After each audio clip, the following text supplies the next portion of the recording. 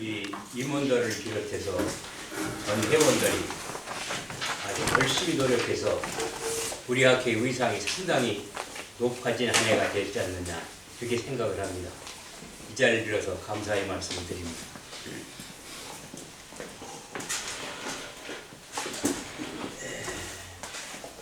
또 이게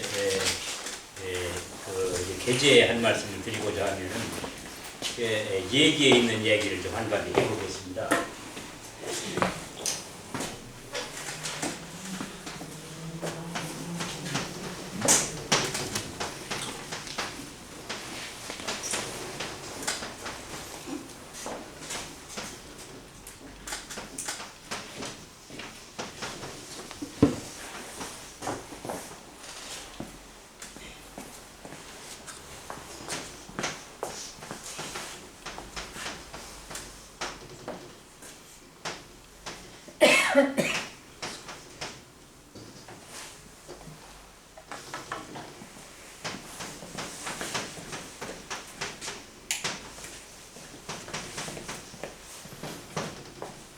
이런 얘기가 있죠.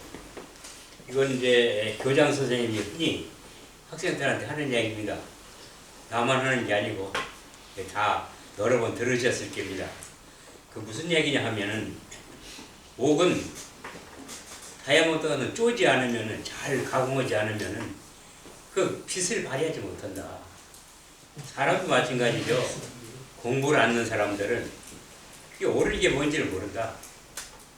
이건지 저건지 모른다 그런 얘기죠. 이것이 얘기라는 책에 들어있는 거죠. 그 논리력을 활용합니다. 그래 우리가 이 학문을 한다는 것이 결코 쉬운 것은 아닙니다. 그런데 이 학문에 어떤 왕도가 있는가, 쉽게 하는 방법 없는가, 빨리 할 수 있는 길은 없는가, 이런 것을 무단히 찾아서 헤매는 사람들이 있습니다. 그래, 학문에는 왕도가 없습니다. 보고 또 보고 자꾸 보면 어떻게 됩니까? 나중에는 이제 실체하나져요. 그러면 그게 머릿속에 들어있는 거예요. 그게 왕도입니다. 쉽게 어떻게 이제 간단하게 해치운다 그런 거 안 되는 거죠. 그러니까 꾸준히 하는 사람한테는 못 당하는 거죠. 또 이게 우리가 바이올린을 만들 때 이 어떤 나무를 가지고 바이올린을 만드는가? 그건 알프스산 1200꽃 이상 되는 데에서 자란 나무라야 바이올린이 소리를 낸다는 거 아닙니까? 그만큼 추운 데서 자라는데 거기는 너무 춥기 때문에 나무가 위로 자라는 게 아니라 땅으로 기어서 자란다는 거죠. 그 나무라야 소리를 잘 내죠. 그게 고통스러울 때 새로운 것이 탄생되고 아주 진짜 정수가 발현이 된다. 그런 의미가 되겠죠.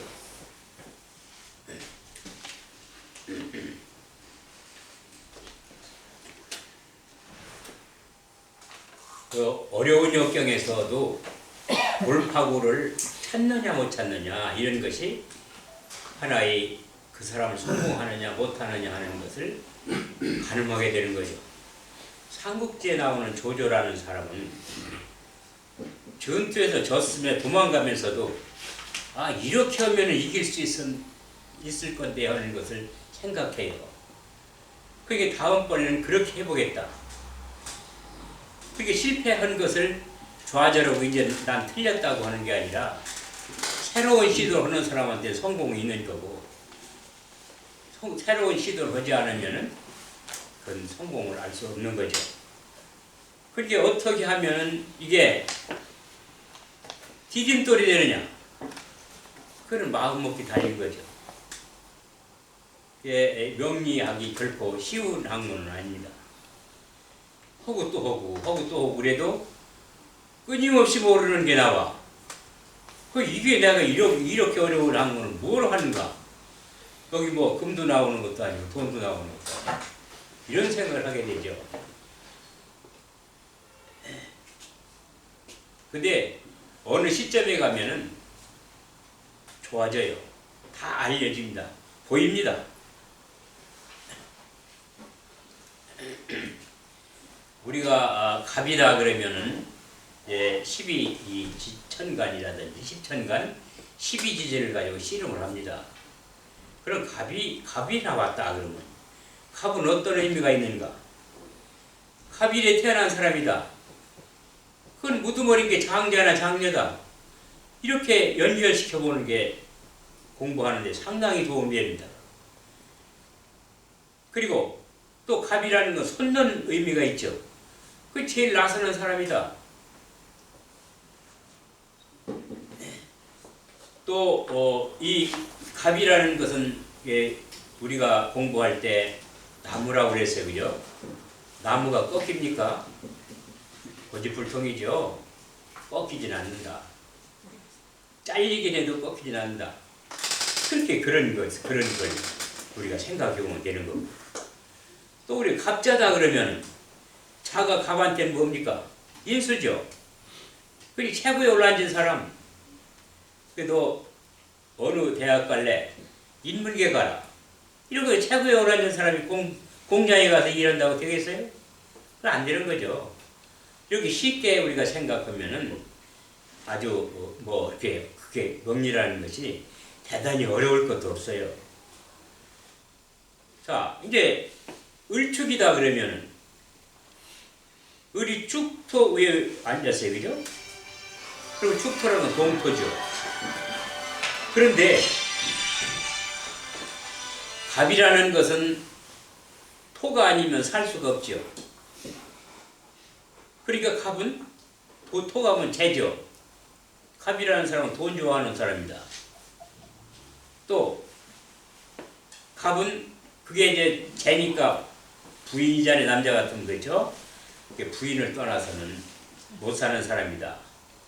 이렇게 이제 유추해 보는 거죠. 근데 이제 갑자를 하면 자가 냉수니까 그 갑목이 그것을 이용하기가 그렇게 만만하진 않지요. 그게 주 여건이 어떻게 되느냐에 따라서 좋을 수도 있고 나쁠 수도 있고 그런 거죠. 을축이다 그러면은요, 축 중에는 그게 동토잖아요. 근데 을목은 동토에서도 죽지 않죠. 그게 을목이 끊기죠. 어떤 상태냐 그러면은 바위옷 같은 거 있잖아요. 그게 을목이거든요. 그게 물이 없고 그래도 또 거기가 습한 데 있고 얼은 데 있어도 안 죽어요. 죽은 채 하고 있다가 조건이 좋으면은 다시 살아난단 말이죠. 그게 을목이에요.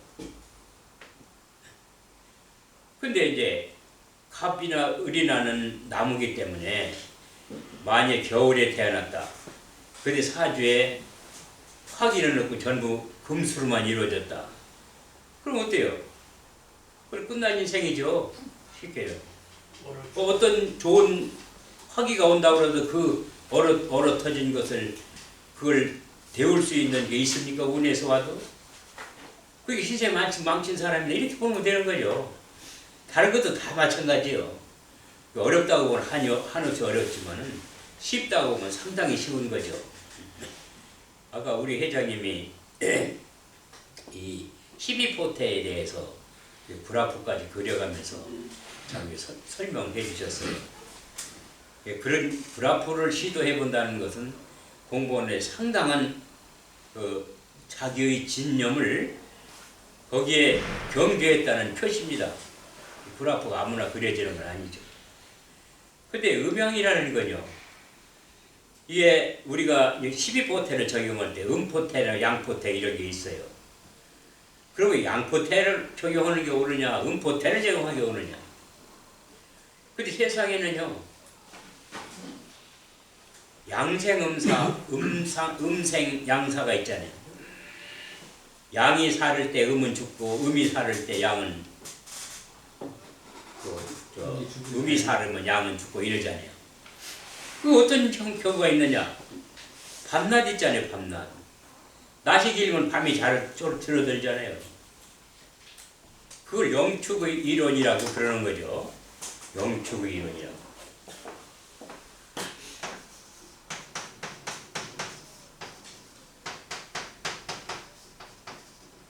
영축 이론이라고 하는 거죠. 영축은 이게 푹 채워졌다, 아니 오므려졌다 하는 거, 축소됐다 하는 것을 영축 이론이라고 하는 거죠. 그런데 옳기만 또 되느냐 그러면 그렇지 않아요. 동생동사가 있단 말이죠. 같이 살고 같이 죽는 게 있어요.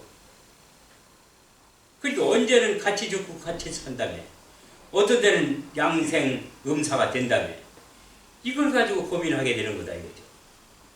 그건 어떻게 적용하느냐 그러면 그 사안이 양생음사를 적용해야 될 때 양생음사를 적용하고 음양 동생동서를 적용할 때는 그렇게 적용하면 되는 거죠. 우리가 오행이 몇 개 있다고 생각하십니까? 정오행 말고도 뭐 현공오행, 뭐 삼합오행, 대오행, 뭐 수턱에 많잖아요. 그럼 그 오행을 그걸 다 적용할 거예요? 그 오행이 필요한 뒤에 적용하는 거예요.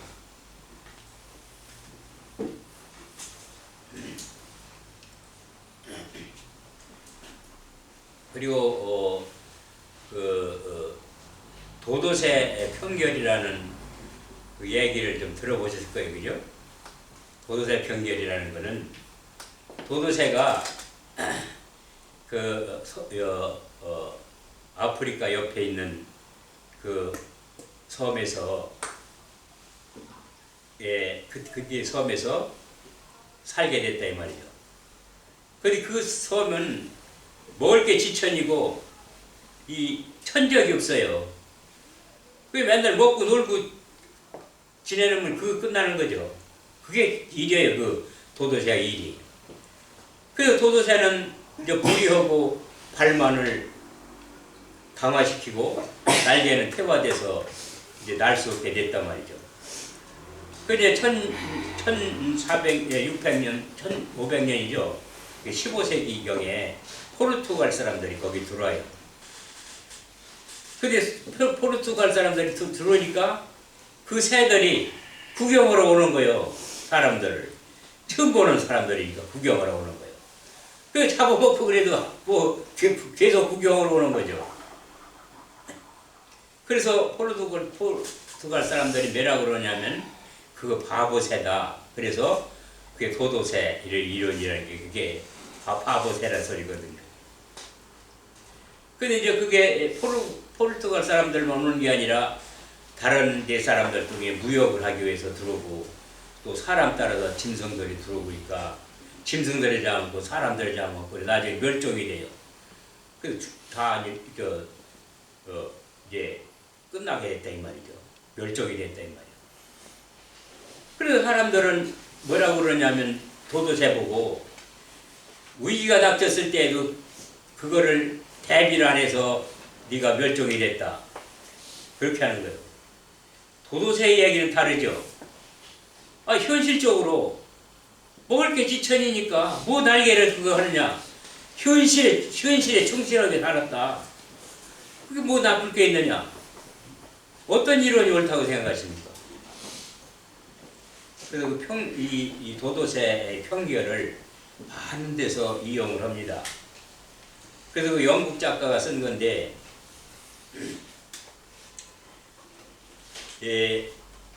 미국하고 영국하고 정당 대표들이 모여가지고 정책 토론을 해요. 근데 그 사람들이 전부 자기 정당이 이익만을 위한 토론을 하지 총체적인 것을 결론을 내지 못한다 이 말이에요. 그래서 나중에는 여러분들 다 승리자입니다. 그리고 끝나는 거예요. 바보 같은 소리죠.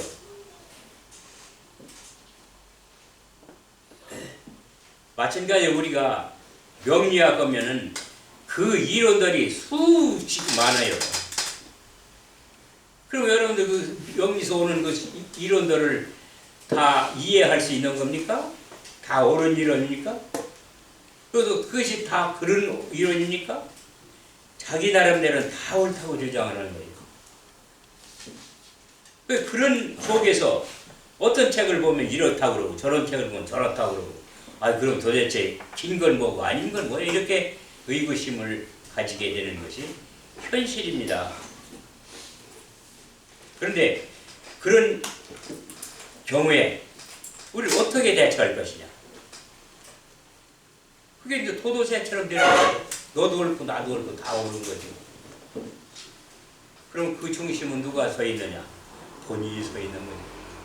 본인이 그거를 이거는 아니고 이건 기고 이런 것을 판단해서 공부를 하셔야 된다는 얘기를 하고 싶은 겁니다. 자, 우리가 이 명리를 공부하는 것은 한 사람의 운을 판가름하는 거죠. 그런데 한 사람의 운을 판가름하는 것도 중요하지만은 그 사람이 어떠한 환경 속에 있느냐도 중요한 거예요. 자, 예를 든다면 이런 거죠. 이 소위 그 현공풍수에서 말하는 칠운기 때는 어떠냐 그러면 서쪽에 산이 있고 동쪽에 물이 있는 동네가 잘 되는 동네예요. 이 칠운기 때는 강원도의 해수욕장이 전부 거기로 몰려가서 물탕 치는 거죠. 팔운기 되니까 거기 해수욕장이 설렁해지게 서해안 해수욕장이 다시 뜨는 거죠. 이 팔운기에는 어떠냐 그러면은 이제 반대로 이 산이 있고 저 서쪽에 물이 있고 이런 동네를 해야 된다 이 말이죠. 그 서쪽에서 그런 동네에 가서 이제 발전하게 되는 거죠. 그러면 서울이라는 동네가 그렇게 큰 동네인데 거기에는 명당만 거기 앉아서 사는 사람들이냐? 그렇지 않다 그거죠. 그래도 서울 집 팔으면 시골에 오면 두 채도 사고 그러잖아요. 어째 그러냐 그죠? 그 국세 내에 있는 것은 국세의 운기를 받기 때문에 그렇다는 거예요. 좀 크게 보는 거죠. 자, 그래서 개인의 어떤 기lum도 중요한 역할을 하지만은 총체적인 기lum의 운이 어떻게 적용이 되느냐 이런 것도 상당히 영향을 주는 거죠. 지금 우리가 이제 뭐 서양의 본을 따서라기보다도 연도를 쓸 때 서기연도를 써요. 2019년, 2020년 이렇게 서기연도를 씁니다. 서기연도가 어떻게 생겼느냐 그러면 예수가 탄생은 그게 서기연도잖아요. 그럼 예수라는 사람은 이렇게 이 세상의 연도를 측정하는 기준이 된다는 게 좀 이상하잖아요. 단군왕검도 있는데 어째 그 사람이 더 훌륭하고 석가모니 있는데 어째 더 그 사람이 훌륭하고 그래요. 물론 불기도 있고 단기도 있지만은 지금은 서기로 통일시다시피 된 거예요. 근데 그게 아주 조그만 나라에서 그 사람이 태어난 사람이요. 70년대에 망했는데 1900년 후에 독립을 했어요. 1900년 동안에 그 나라 없는 서름을 겪으면서 사는 사람들이라고요. 근데 이제 뉴데이인이 있잖아요. 그 사람들이. 근데 노벨상을 35%나 뉴데이인들이 다 차지한 거예요. 우리는 하나밖에 없죠.